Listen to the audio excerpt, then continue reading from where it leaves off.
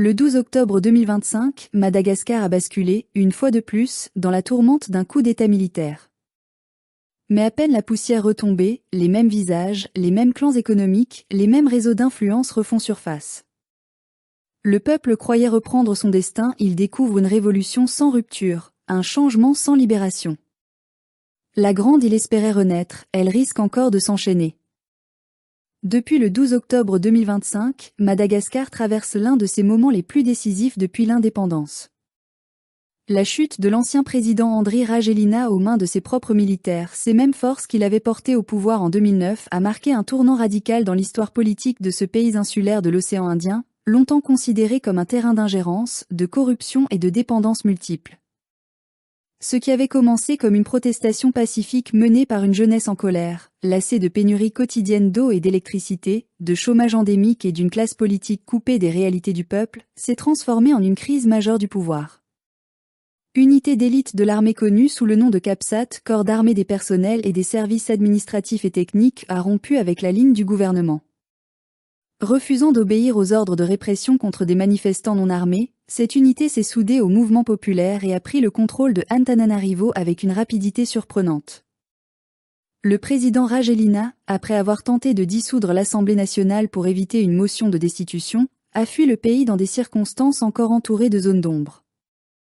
Il a laissé dans son sillage une nation fracturée, une économie en souffrance et une jeunesse profondément désillusionnée par des décennies de promesses non tenues. Ce renversement a d'abord suscité l'espoir chez de nombreux Malagasy et observateurs panafricains. L'idée d'une rupture historique avec les élites corrompues, d'un possible tournant vers une véritable indépendance politique et sociale, a galvanisé celles et ceux qui croyaient encore à la souveraineté du peuple malgache. Après tout, qu'y a-t-il de plus légitime qu'une armée qui refuse de tirer sur ses frères et sœurs ? Cependant, aujourd'hui, plusieurs semaines après ces événements, nous devons poser une question difficile mais nécessaire. Assiste-t-on vraiment à une révolution populaire ou à une simple recomposition du pouvoir entre élites ?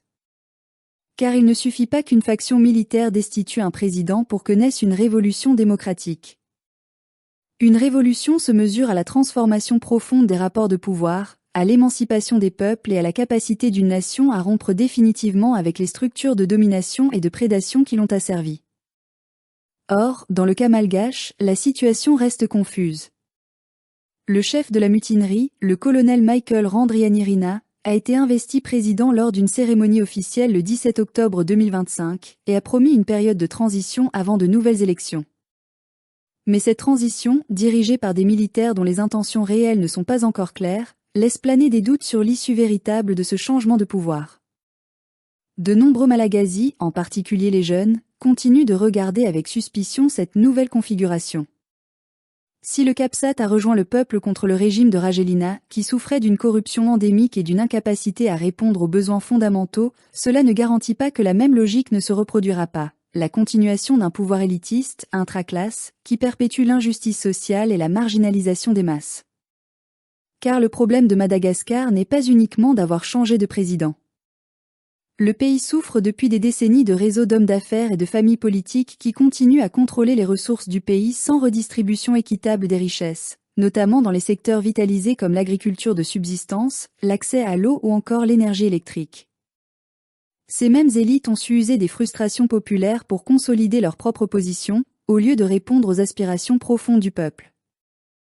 Et puis, qui peut croire un seul instant que les intérêts étrangers, qu'ils viennent de Paris, de Pékin ou de Washington, n'ont pas un rôle dans ces recompositions ?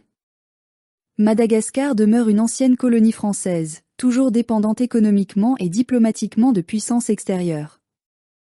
On parle moins de la présence directe de troupes ou d'interventions ouvertes. C'est aujourd'hui dans les arcanes des accords commerciaux, des contrats miniers, des stratégies d'influence diplomatique que se joue le contrôle.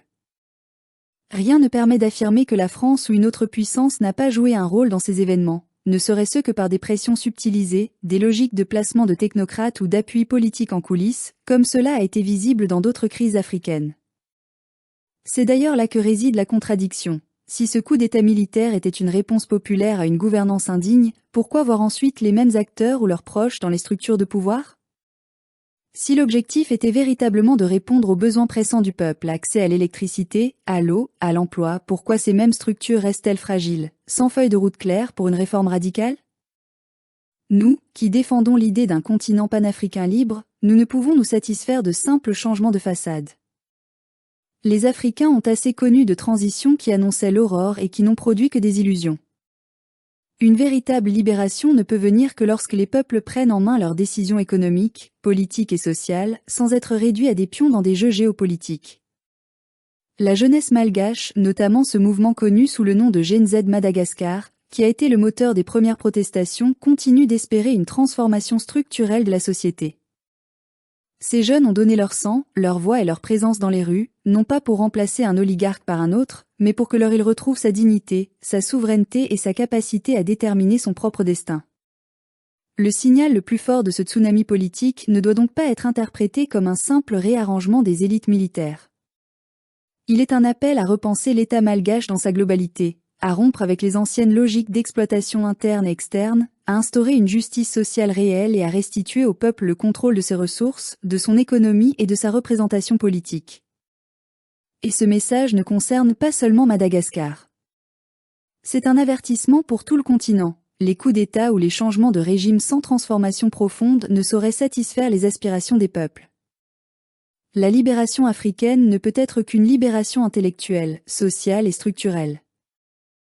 Ainsi, face à la crise actuelle à Madagascar entre espoir et trahison, nous devons faire nôtre cette conviction. Une nation ne se libère pas simplement par le renversement d'un chef d'État, mais par la reconstruction collective de son projet national, en rupture avec les anciennes dépendances et en direction d'une souveraineté totale.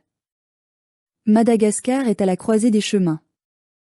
Il appartient à ses fils et filles, à sa jeunesse, à ses forces vives de décider si cette transition sera un point de départ vers la justice et l'émancipation, ou un éternel recommencement des mêmes schémas de prédation.